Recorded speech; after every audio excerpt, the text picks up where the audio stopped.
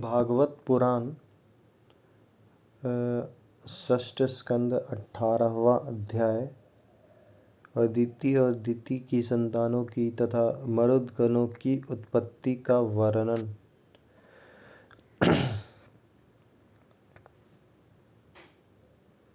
श्री सुखदेव जी कहते हैं, परीक्षित, सविता की पत्नी पृथ्वी के गर्भ से 8 संतानें हुईं। सावित्री, व्याहिति, त्रयी, अग्निहोत्र, पशु, सोम, चातुर्मास्य और पंच महायज्ञ। भग की पत्नी सिद्धि ने महिमा, विभु और प्रभु ये 3 पुत्र और आशीष नाम की एक कन्या उत्पन्न की। यह कन्या बड़ी सुंदरी और सदाचारिणी थी।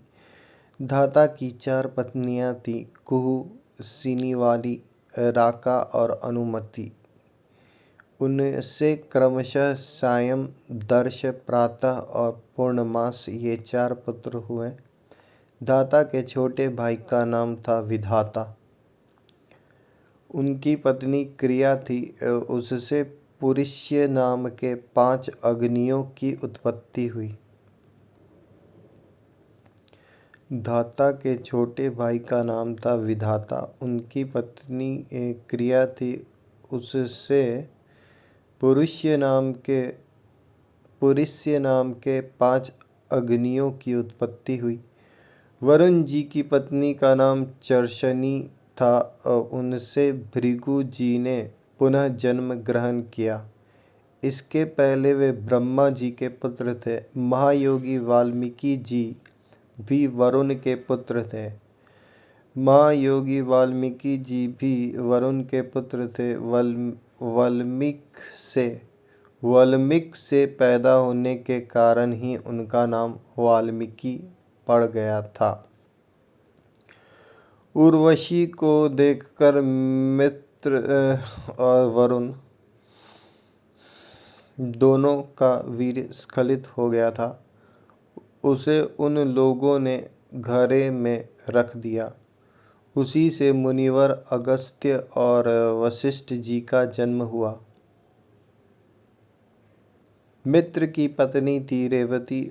उसके 3 पुत्र हुए, उत्सर्ग, अरिष्ट और पिप्पल।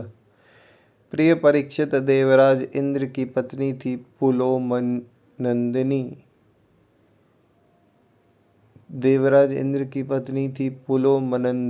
शची। उनसे हमने सुना है उन्होंने 3 पुत्र उत्पन्न किए, जयंत, ऋषभ और मीढ़वान।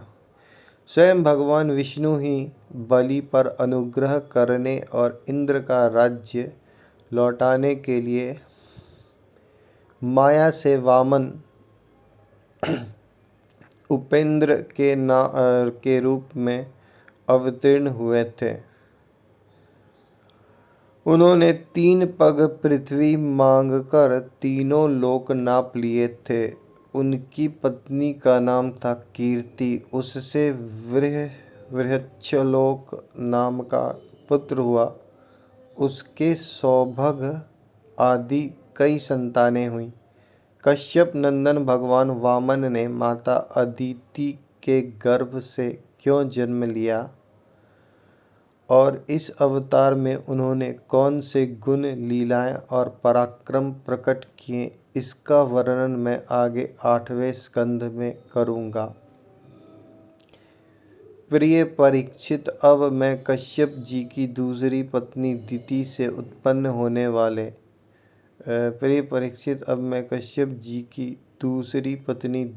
उत्पन्न होने वाली उन संतान परंपरा का वर्णन सुनाता हूँ, जिसमें भगवान के प्यारे भक्त श्री प्रहलाद जी और बलि का जन्म हुआ। दिति के दैत्य और दानवों के वंदनीय 2 ही पुत्र हुए, हिरण्यकश्यपु और हिरण्याक्ष। इनकी संक्षिप्त कथा मैं तुम्हें 3रे स्कंध में सुना चुका हूँ। हिरण्यकश्यपु की पत्नी दानवी कयाधु थी। उसके पिता जंभ ने उसका विवाह हिरण्यकशिपु से कर दिया था। कयाधु के 4 पुत्र हुए, संहाद, अनुराध, राध और प्रहलाद।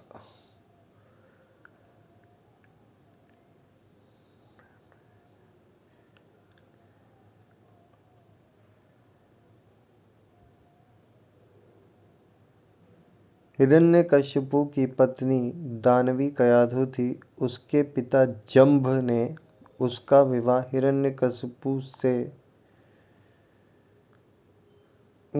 कर दिया था। कयाधु के 4 पुत्र हुए, संहाद, अनुराध, राध और प्रहलाद। इनकी सिंही का नाम एक बहन भी था। उसका विवाह विप्रचित्ति नामक दानव से हुआ। उससे राहु नामक पुत्र की उत्पत्ति हुई। यह वही राहु है जिसका सिर अमृत पान के समय मोहिनी रूपधारी भगवान ने चक्र से काट लिया था। संहाद की पत्नी थी कृति। उससे पंचजन नामक पुत्र उत्पन्न हुआ। राध की पत्नी थी धमिनी। उसके 2 पुत्र हुए, वातापी और इलवल। इस इलवल ने ही महर्षि अगस्त्य के आतिथ्य के समय वातापी को पकाकर उन्हें खिला दिया था। अनुराध की पत्नी सूरमा थी। उसके 2 पुत्र हुए, बाष्कल और महिषासुर। प्रहलाद का पुत्र था विरोचन। उसकी पत्नी देवी के गर्भ से दैत्यराज बलि का जन्म हुआ। बलि की पत्नी का नाम अशना था। उससे बाण आदि 100 पुत्र हुए। दैत्यराज बलि की महिमा गान करने योग्य है। उसे मैं आगे 8वें स्कंद में सुनाऊंगा। बलि का पुत्र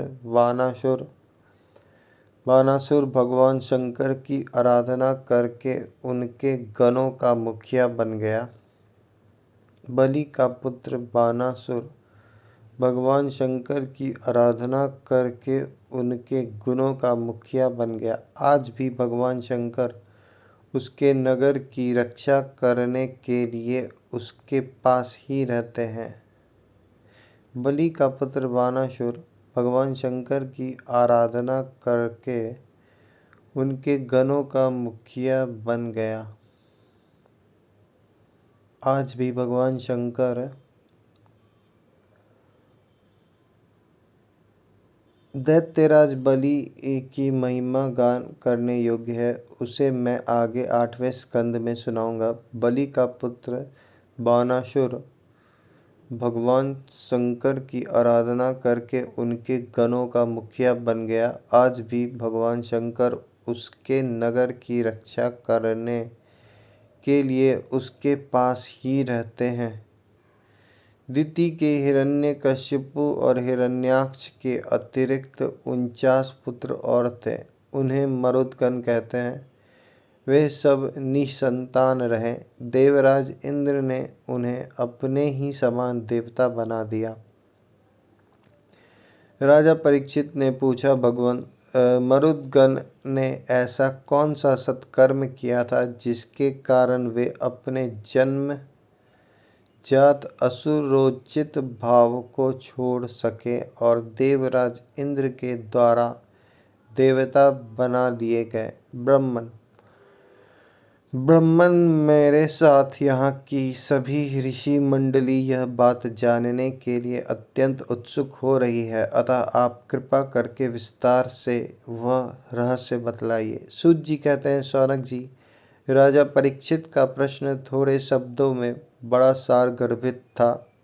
उन्होंने बड़े आदर से पूछा भी था, इसलिए सर्वज्ञ श्री सुखदेव जी महाराज ने बड़े ही प्रसन्न चित्त से उनका अभिनंदन करके यों कहा।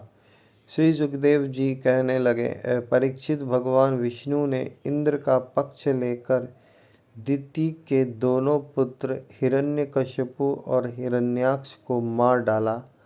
अतः दिति शोक की आग से उद्दीप्त क्रोध से जलकर इस प्रकार सोचने लगी, सचमुच इंद्र बड़ा विषयी, क्रूर और निर्दयी है। राम राम, उसने अपने भाइयों को ही मरवा डाला। वह दिन कब होगा जब मैं भी उस पापी को मरवा कर आराम से सोऊंगी। वह दिन कब होगा जब मैं भी उस पापी को मरवाकर आराम से सोऊंगी। लोग राजाओं के, देवताओं के शरीर को प्रभु कहकर पुकारते हैं, परंतु एक दिन वह कीड़ा विष्ठा या राख का ढेर हो जाता है। इसके लिए जो दूसरे प्राणियों को सताता है, उसे अपने सच्चे स्वार्थ या परमार्थ का पता नहीं है, क्योंकि इससे तो नरक में जाना पड़ेगा। मैं समझती हूँ इंद्र अपने शरीर को नित्य मानकर मतवाला हो रहा है। उसे अपने विनाश का पता ही नहीं है। अब मैं वह उपाय करूँगी जिससे मुझे ऐसा पुत्र प्राप्त हो जो इंद्र का घमंड चूर चूर कर दे। द्वितीय अपने मन में ऐसा विचार करके सेवा शुश्रूषा, सेवा सुश्रीपा, विनय, प्रेम और जितेंद्रियता आदि के द्वारा निरंतर अपने पतिदेव कश्यप जी को प्रसन्न रखने लगी। वह अपने पतिदेव के हृदय का एक एक भाव जानती रहती थी और परम प्रेम भाव, मनोहर एवं मधुर भाषण तथा मुस्कान भरी तिरछी चितवन से उनका मन अपनी ओर आकर्षित करती रहती थी। कश्यप जी महाराज बड़े विद्वान और विचारवान होने पर भी चतुर्दिति की सेवा से मोहित हो गए और उन्होंने विवश होकर यह स्वीकार कर लिया कि मैं तुम्हारी इच्छा पूर्ण करूँगा। स्त्रियों के संबंध में यह कोई आश्चर्य की बात नहीं है।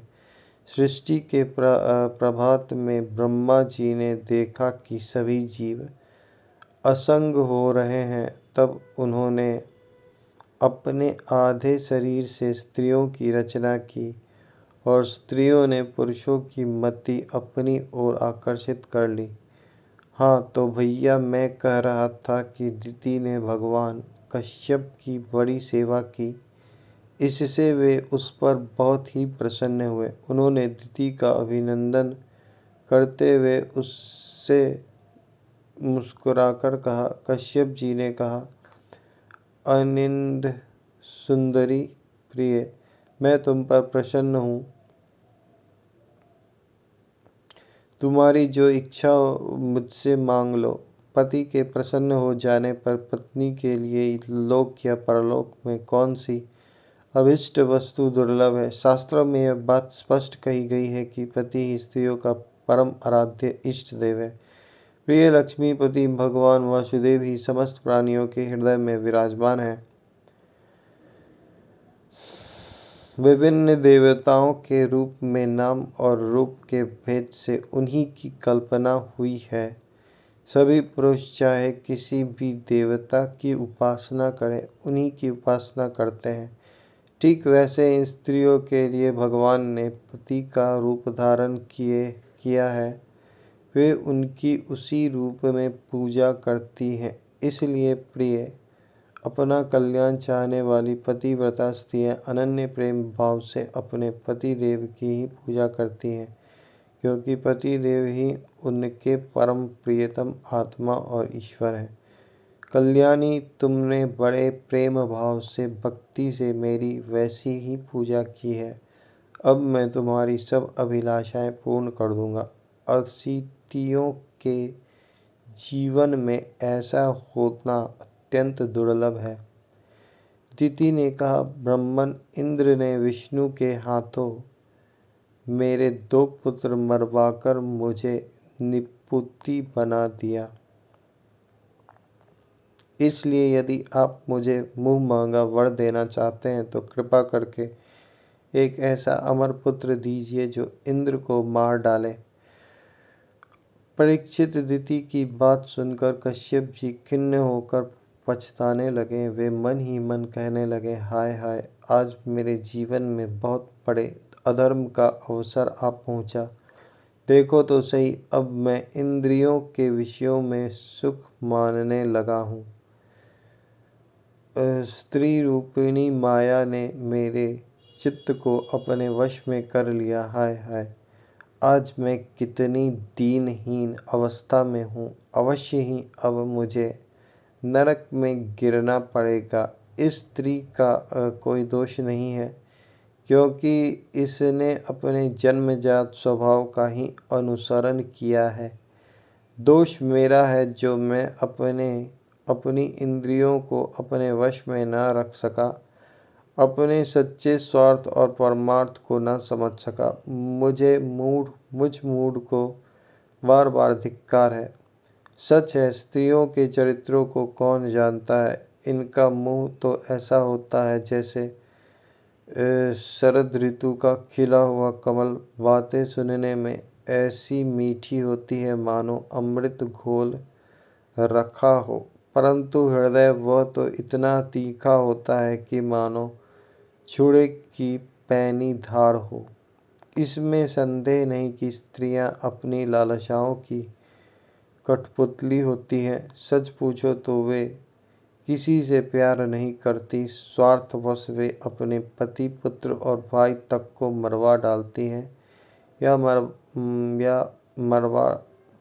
मार डालती हैं या मरवा डालती हैं। अब तो मैं कह चुका हूँ कि जो तुम मांगोगी दूंगा। मेरी बात झूठी नहीं होनी चाहिए, परंतु इंद्र भी वध करने योग्य नहीं है। अच्छा, अब इस विषय में मैं यह युक्ति करता हूँ। प्रिय परीक्षित, सर्वसमर्थ कश्यप जी ने इस प्रकार मन ही मन अपनी भर्त्सना करके दोनों बात बनाने का उपाय सोचा और फिर तनिक रुष्ट होकर दिति से कहा। कश्यप जी बोले, कल्याणी, यदि तुम मेरे बतलाए हुए व्रत का 1 वर्ष तक विधि पूर्वक पालन करोगी तो तुम्हें इंद्र को मारने वाला पुत्र प्राप्त होगा। परंतु यदि किसी प्रकार नियमों में त्रुटि हो गई तो वह देवताओं का मित्र बन जाएगा।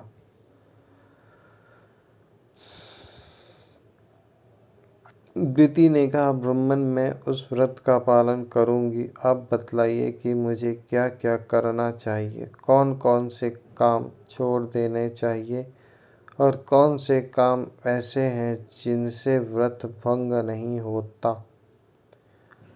कश्यप जी ने उत्तर दिया, प्रिय, इस व्रत में किसी भी प्राणी को मन, वाणी या क्रिया के द्वारा सताए नहीं, किसी को शाप या गाली न दे, झूठ न बोले, शरीर के नख और रोएं न काटे और न किसी भी अशुभ वस्तु का स्पर्श न करे, जल में घुसकर स्नान न करे, क्रोध न करे, दुर्जनों से बातचीत न करे, बिना धुला वस्त्र न पहने और किसी की पहनी हुई माला न पहने, जूठा न खाए, भद्रकाली का प्रसाद या मांस युक्त अन्न का भोजन, जूठा न खाए, भद्रकाली का प्रसाद या मांस युक्त अन्न का भोजन न करे, शूद्र का लाया हुआ और रजस्वला का देखा हुआ अन्न भी न खाए और अंजलि से जलपान न करे, जूठे मुँह बिना आचमन किए, संध्या के समय बाल खोले हुए, बिना श्रृंगार के, वाणी का संयम किए बिना और बिना चद्दर ओढ़े घर से बाहर न निकले, बिना पैर धोए अपवित्र अवस्था में गीले पांवों से उत्तर या पश्चिम सिर करके दूसरे के साथ नग्नावस्था में तथा सुबह शाम सोना नहीं चाहिए। इस प्रकार इन निषिद्ध कर्मों का त्याग करके सर्वदा पवित्र रहे, धुला वस्त्र धारण करे और सभी सौभाग्य के चिन्हों से सुसज्जित रहे। प्रातः काल कलेवा करने के पहले ही गाय ब्राह्मण लक्ष्मी जी और भगवान नारायण की पूजा करें। इसके बाद पुष्प माला, चंदन आदि सुगंध द्रव्य, नैवेद्य और आभूषण आदि से सुहागिनी स्त्रियों की पूजा करे तथा पति की पूजा करके उसकी सेवा में संलग्न रहे और यह भावना करती रहे कि पति का तेज मेरी कोख में स्थित है। प्रिय, इस व्रत का नाम पुंसवन है। यदि 1 वर्ष तक तुम इसे बिना किसी त्रुटि के पालन कर सकोगी तो तुम्हारे कोख में इंद्र घाती पुत्र उत्पन्न होगा। इंद्राती पुत्र उत्पन्न होगा। परीक्षित दिति बड़ी मनस्विनी और दृढ़ निश्चय वाली थी। उसने बहुत ठीक कहकर उनकी आज्ञा स्वीकार कर ली। अब दिति अपनी कोख में भगवान कश्यप का वीर्य और जीवन में उनका बतलाया हुआ व्रत धारण करके अनायास ही नियमों का पालन करने लगी। प्रिय परीक्षित, देवराज इंद्र अपनी मौसी दिति का अभिप्राय जान बड़ी बुद्धिमानी से अपना वेश बदलकर दिति के आश्रम पर आए और उसकी सेवा करने लगे। वे दिति के लिए प्रतिदिन समय समय पर वन से फूल, फल, कंद मूल, समीधा, कुश, पत्ते, दूब, मिट्टी और जल लाकर उनकी सेवा में समर्पित करते। राजन, जिस प्रकार बहेलिया हरिण को मारने के लिए हरिण की सी सूरत बनाकर उसके पास जाता है, वैसे ही देवराज इंद्र भी कपट वेश धारण करके व्रत परायणा दिति के व्रत पालन की त्रुटि पकड़ने के लिए उसकी सेवा करने लगे। सर्वदा पैनी दृष्टि रखने पर भी उन्हें उसके व्रत में किसी प्रकार की त्रुटि न मिली और वे पूर्ववत उसकी सेवा टहल में लगे रहे। अब तो इंद्र को बड़ी चिंता हुई। वे सोचने लगे, मैं ऐसा कौन सा उपाय करूं जिससे मेरा कल्याण हो। दिति व्रत के नियमों का पालन करते करते बहुत दुर्बल हो गई थी। विधाता ने भी उसे मोह में डाल दिया। इसलिए एक दिन संध्या के समय झूठे मुंह, बिना आचमन किए और बिना पैर धोए ही वह सो गई। योगेश्वर इंद्र ने देखा कि यह अच्छा अवसर हाथ लगा। वे योग बल से झटपट सोई हुई दिति के गर्भ में प्रवेश कर गए। उन्होंने वहां जाकर सोने के समान चमकते हुए गर्भ के वज्र के द्वारा 7 टुकड़े कर दिए।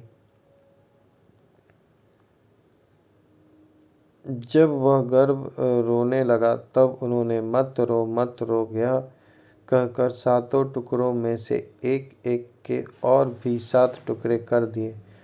राजन, जब इंद्र उनके टुकड़े टुकड़े करने लगे तब उन सबों ने हाथ जोड़कर इंद्र से कहा, देवराज, तुम हमें क्यों मार रहे हो? हम तो तुम्हारे भाई मरुदगण हैं।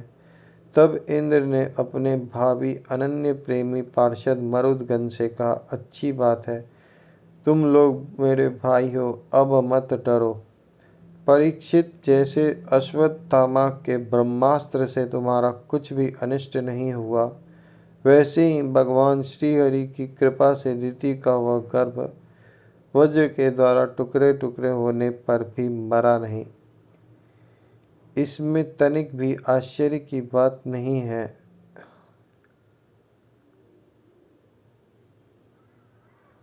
क्योंकि जो मनुष्य एक बार भी आदि पुरुष भगवान नारायण की आराधना कर लेता है वह उनकी समानता प्राप्त कर लेता है। फिर दिति ने तो कुछ ही दिन कम 1 वर्ष तक भगवान की आराधना की थी। अब वे 49 मरुदगण इंद्र के साथ मिलकर 50 हो गए। इंद्र ने भी सौतेली माता के पुत्रों के साथ शत्रु भाव न रखकर उन्हें सोमपाई देवता बना लिया।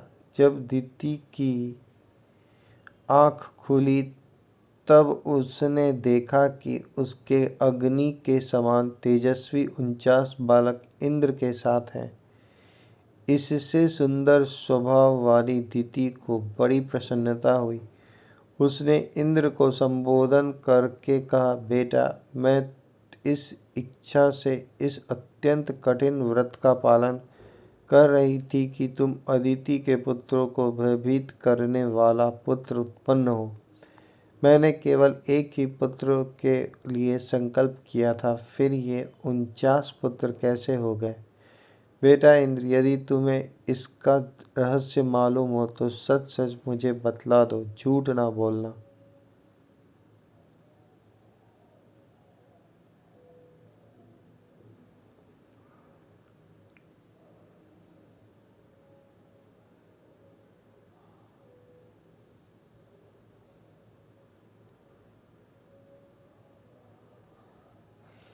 इंद्र ने कहा, माता, मुझे इस बात का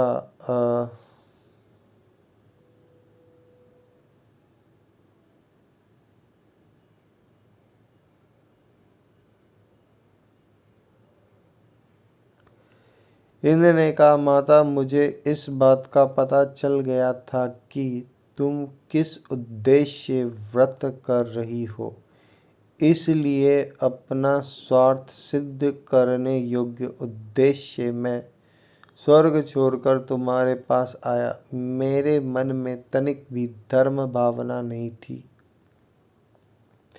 इंद्र ने कहा, माता, मुझे इस बात का पता चल गया था कि तुम किस उद्देश्य से व्रत कर रही हो, इसलिए अपना स्वार्थ सिद्ध करने के उद्देश्य से मैं स्वर्ग छोड़कर तुम्हारे पास आया।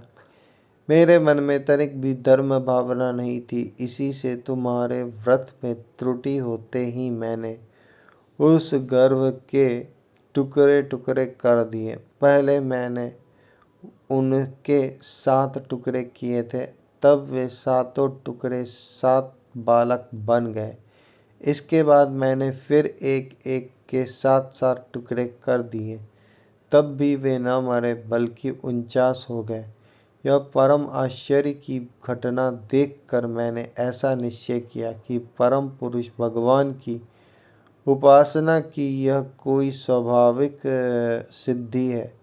जो लोग निष्काम भाव से भगवान की आराधना करते हैं और दूसरी वस्तुओं की तो बात ही क्या, मोक्ष की भी इच्छा नहीं करते, वे ही अपने स्वार्थ और परमार्थ में निपुण हैं। भगवान जगदीश्वर सबके आराध्य देव और अपनी आत्मा ही हैं। जो लोग निष्काम भाव से भगवान की आराधना करते हैं और दूसरी वस्तुओं की तो बात ही क्या, मोक्ष की भी इच्छा नहीं करते, वे ही अपने स्वार्थ और परमार्थ में निपुण हैं। भगवान जगदीश्वर सबके आराध्य देव और अपने आत्मा ही हैं। वे प्रसन्न होकर अपने आप तक का दान कर देते हैं। भला ऐसा कौन बुद्धिमान है जो उनकी आराधना करके विषय भोगों का वरदान मांगे? माता जी, ये विषय भोग तो नरक में भी मिल सकते हैं। मेरी स्नेहमयी जननी, तुम सब प्रकार मेरी पूज्या हो। मैंने मूर्खतावश बड़ी दुष्टता का काम किया है, तुम मेरे अपराध को क्षमा कर दो। यह बड़े सौभाग्य की बात है कि तुम्हारा गर्भ खंड खंड हो जाने से एक प्रकार मर जाने पर भी फिर से जीवित हो गया। श्री सुखदेव जी कहते हैं, परीक्षित, दिति देवराज इंद्र के शुद्ध भाव से संतुष्ट हो गई। उससे आज्ञा लेकर देवराज इंद्र ने मरुदगणों के साथ उसे नमस्कार किया और स्वर्ग में चले गए। राजन, यह मरुदगण का जन्म बड़ा ही मंगलमय है। इसके विषय में तुमने मुझसे जो प्रश्न किया था उसका उत्तर समग्र रूप से मैंने तुम्हें दे दिया। अब तुम और क्या सुनना चाहते हो?